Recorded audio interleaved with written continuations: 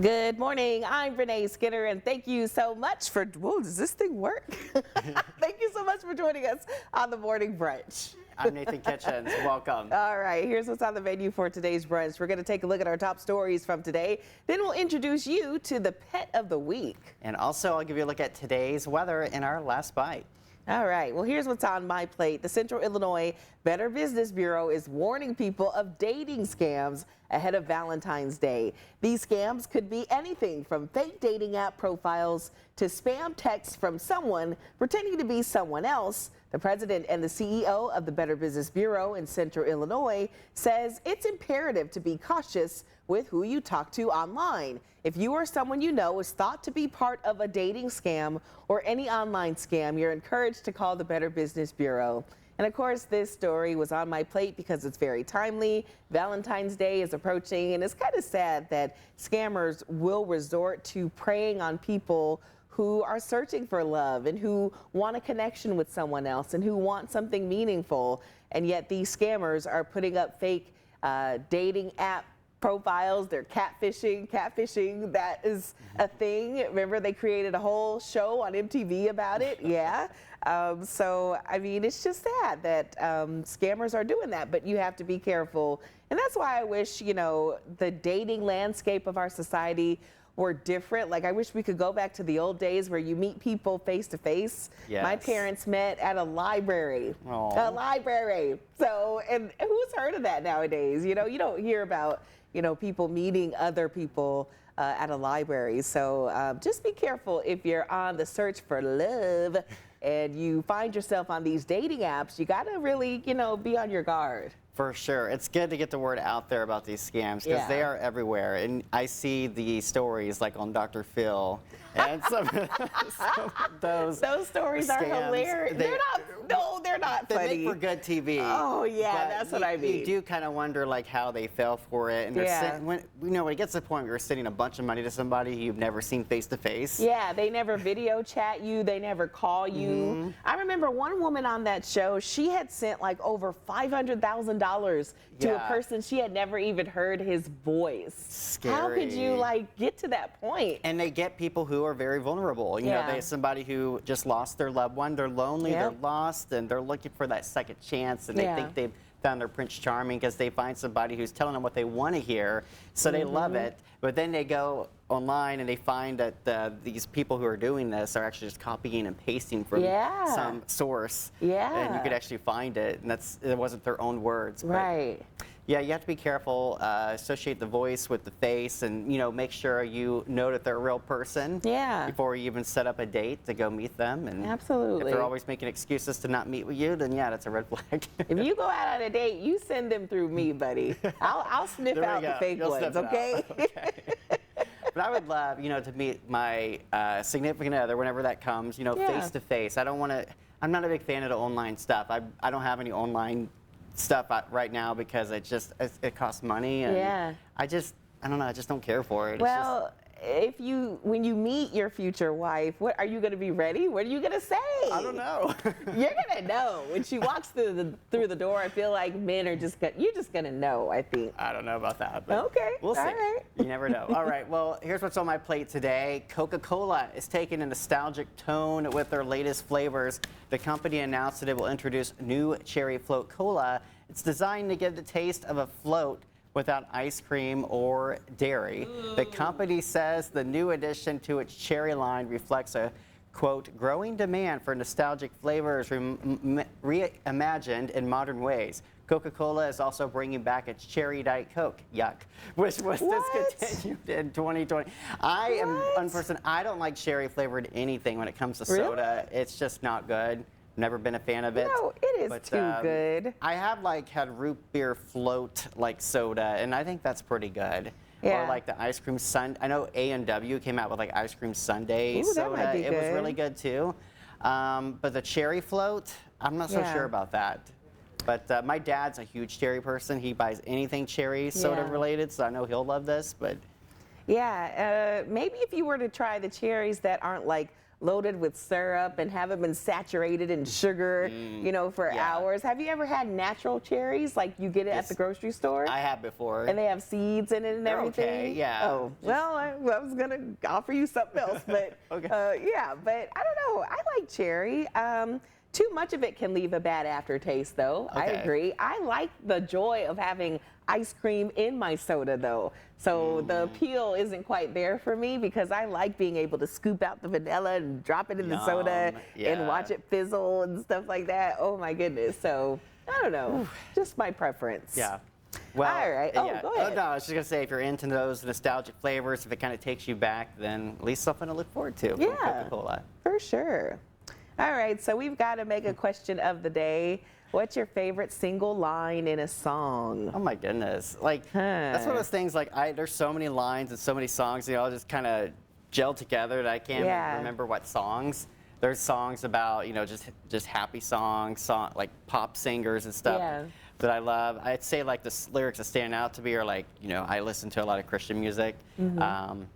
I have to go back to a really old one, just an old classic hymn. It's called "Because He Lives." You probably know that hymn. We sang it in church a few Sundays ago, and it's always that last verse. I mean, before the last chorus, the last verse that talks about one day I'll see the lights of glory and I'll know He reigns, and it's like that. It always it always gets to me every time I say that lyric. And I don't know why. No, because it's the music is touching. It is. Yeah. And it causes you to reflect on your own life and what you've been through. I always think of like my grandpa every time I say that line. Or like there's a song called "What a Day That Will Be." That's another hymn. Yeah, I know that. Those are some spirituals. Yeah, they always some get of those me are Negro spirituals, buddy. Yeah, and there was a song recently that came out by Phil Wickham. It's called "Homesick for Heaven." Oh wow. Gosh, I mean that song I was going to do it as a special at church, but I can't even do it as a special because I'm going to start crying because it's so good. Yeah. But one of the lyrics, oh goodness, I mean, it has so many good words to it. There's an ache in my heart. I'm homesick for heaven. That's part of the chorus. And then it goes on to, I want to see my children run to your arms and dance with the, okay, why am I getting the lyrics messed up now? It's okay, because you're on the spot. I am. Okay, so it starts out saying, I want to walk with Moses on streets of gold and dance with David before your throne, to see you face to face, or to hear the angels praise, I can't even imagine. That's part of the lyrics of the chorus. Wow. So it's really touching. Yeah. So that song really sticks out to me too. There's a bunch of others. I just can't think of any at the top of my head. What about you? Oh gosh. Most of the lyrics that stick in my head are very inappropriate. I'm just going to lay it out there. Sorry to switch up the tone. That's okay. We went from saint to sinner over here. We like variety, though.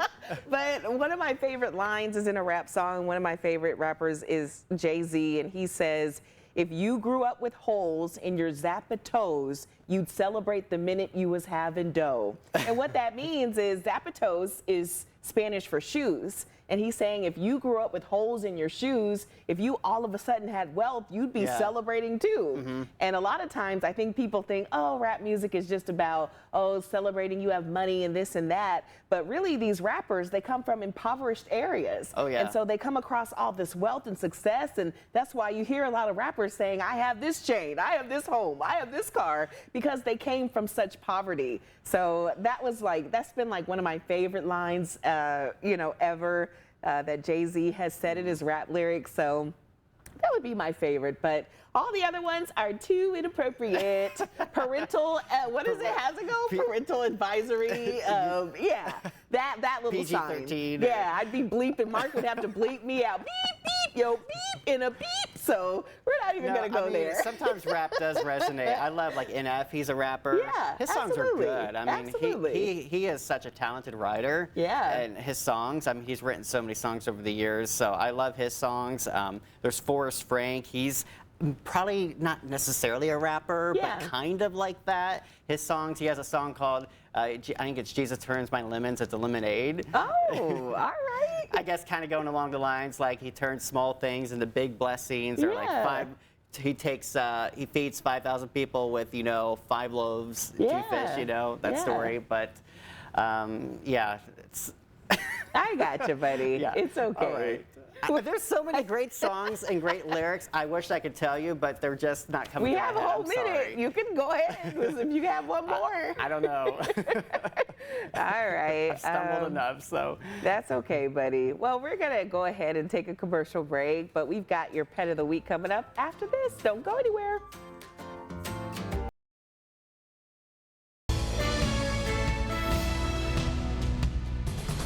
Hello, everyone. I have Kitty Yanko here with me from the Peoria Humane Society. We love a themed name, and Bashful, first off, very fitting name for this little pup, but he's one of many. Yeah, comes from a litter, I think 7. That would make sense, right? For the 7 dwarves. Yeah, so he's a bitty baby. He's probably only about 2 months old, and he is scared, pretty scared right now. You know, most of these guys, they come from a situation where they're not socialized, so he needs somebody to just kind of show him how to be a puppy. Yeah. With puppies, there is the added layer of they need training. They need potty training. So you need to make sure that you have time to be able to do that, and patience, of course. For sure. And, you know, expense is another thing, too. When you take on a puppy, even though the shelter spays and neuters them, they give them that first set of shots and microchip, they're still going to need some stuff as they grow up. And puppies, just for protection, have to go see a vet several times to get all their booster shots. And it's really important for them to have some good care. So you don't want to forget that or ignore it with puppies, and be aware of it. Yeah, and in my unprofessional opinion, 100% mutt is what this dog is. He does have kind of bigger paws, so I think he might grow. He has plenty of growing to do. Yeah, I don't know. I have no idea what the rest of the litter looks like, or his mom or dad, but his little face is adorable. I mean, hound of some kind, almost, looks like a Boston Terrier face, but I don't know. Doesn't have a super smushed face, which is good, because that means that he has an easier time breathing. But yeah, he is adorable. And like you said, he's about 2 months old, so he still has plenty of growing left to do. My goodness, you're cute. He's very cute. So he needs a good home, and we're looking forward to someone coming in to meet him. And, as his name would suggest, he is a little bashful. So some patience when meeting him would be a good one, too. Don't look at me like that. You're adorable. He loves My you, goodness. Molly. So, yes, if you would like to adopt Bashful or any of the other 7 dwarves that are available or any of the other animals that are up for adoption, you can contact the number on your screen, 672-2440, and you can find this interview on CIProud.com. Oh, what a cutie. Cute. I hope he finds a good home really soon. Me too. Such a cutie. Well, a new decluttering rule that could finally help you say goodbye to items you never use. It's the ifs and buts rule. When you say if or but in your excuse for keeping something. According to professional organizers talking to the Huffington Post, if-but phrases often signal that clutter is being kept for a future version of your life rather than the one you're living right now. I would use it, but I have to lose weight. We need it if we ever had a company. Ifs and buts are also used for a bad purchase. I'd get rid of it, but it was so expensive, or it really looks good on me, but it's itchy. No ifs, ands, or buts. Get rid of it.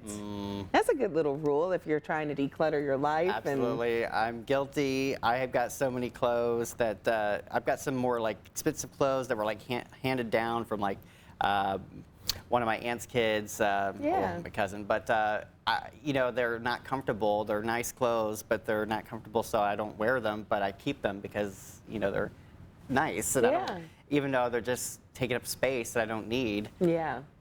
I've got clothes that are too small on me, and I think, well, I'll lose a little bit of weight. Maybe by summer I'll be able to fit in them, but that's never going to happen. Yeah. You know what?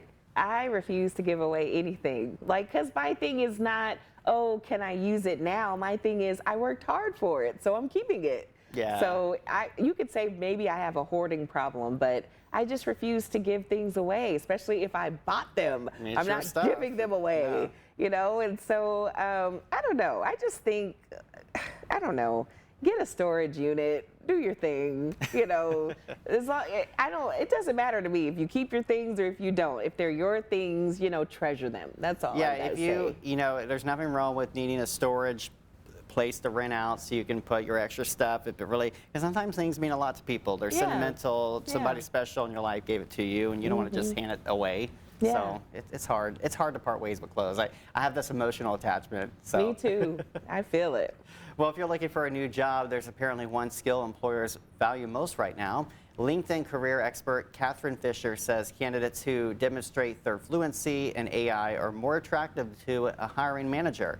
She encourages job seekers to emphasize their AI literacy, highlight how to use different AI tools in their day-to-day work, and be prepared to discuss how AI makes them more productive. No, I don't want to. I just want that old-fashioned, are you qualified, man? Man, I don't take me care about back. AI. Don't ask me about AI. Don't ask me about social media, okay? Just know that I've been doing my job for over 11 years. Think I got it, okay? Like, Yeah. I just wish the world would just stay the same. I don't like change. I don't like change. It's kind of that way with weather. You know, we're seeing a lot of AI tools popping up in our like weather data that we use. Yeah. And we're realizing that AI is never ever going to possibly be able to replace a meteorologist because Yeah. there's too many things in weather that you can't decipher as a computer unless you're a human and you know what's going on and you know the climate of an area. We have a lot of AI models that are kind of experimental. We don't necessarily base our forecast solely off of them, but they're kind of a tool in the toolbox that we'll use. So it's kind of cool to have those, but we know that it's always just going to be kind of a tool for us to maybe make our forecast better. And hopefully it is going to make our forecast better, but to solely rely on it, at least in our field, we can't because, you know, you got to have that human touch to make it right. So. For sure. Agreed. Well, here's a question. Do you remember when you were a kid how slow time felt? Christmas seemed forever away. Summers felt endless, and you couldn't wait to grow up. Fast forward, you do grow up, and suddenly it feels like the years are flying by. Turns out there's actually science behind that feeling. Experts say as we get older, our brains experience fewer new moments. Our days become more routine, same schedule, same places, same habits, so our brains create fewer distinct memories. When life feels repetitive, time seems to move faster. But here's the good news. Research shows you can slow down the feeling of time by trying new experiences, learning new skills, traveling even locally, and meeting new people. Because the more new memories your brain makes, the longer life feels. Interesting. Okay. Yeah.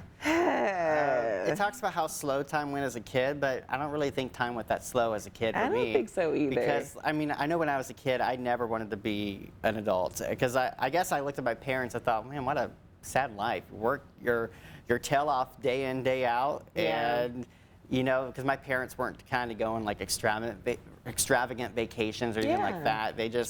They worked all the time, all the time. Absolutely. So I was like, I don't want to grow up and have to do that and have all these responsibilities. So there was a song from Mary-Kate and Ashley movie. My sister made me watch all those movies. I don't know if it was from It Takes Two or what, I don't know what movie it's from, but they sang When I Grow Up I Want to Be a Kid, and I always sang that song growing up because I did not ever want to actually grow up. I wanted to stay a kid forever. But, but then you become an adult and you realize that, you know, it's not as bad maybe as I thought it was going to be. But I agree. There are certainly things that are very stressful as being an adult. Absolutely. Yeah. Well, from the uplifting story on couples to this one, a new study says couples are happier when they see their partners as savers rather than spenders.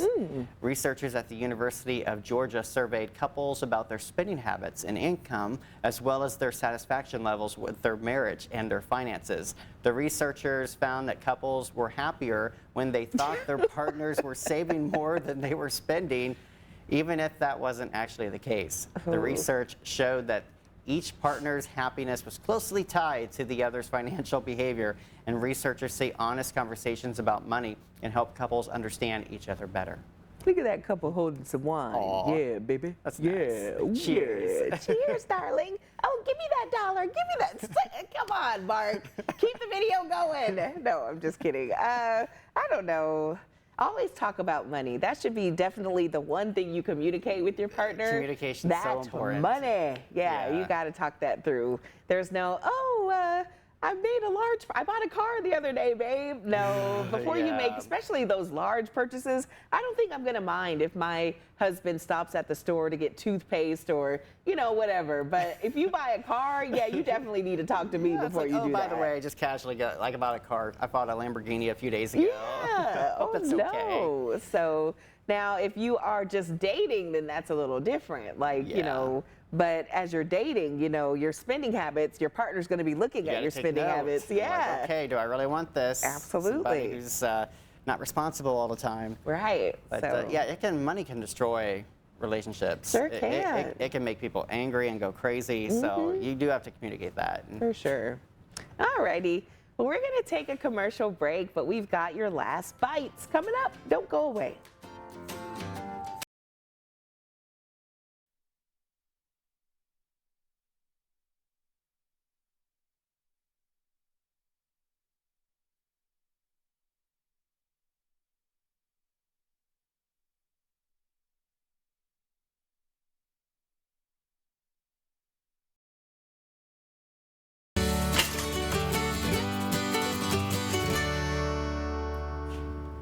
Welcome back. As we come to a close, here's your last bites. We'll start with the joke of the day. What vegetable should you keep out of your boat?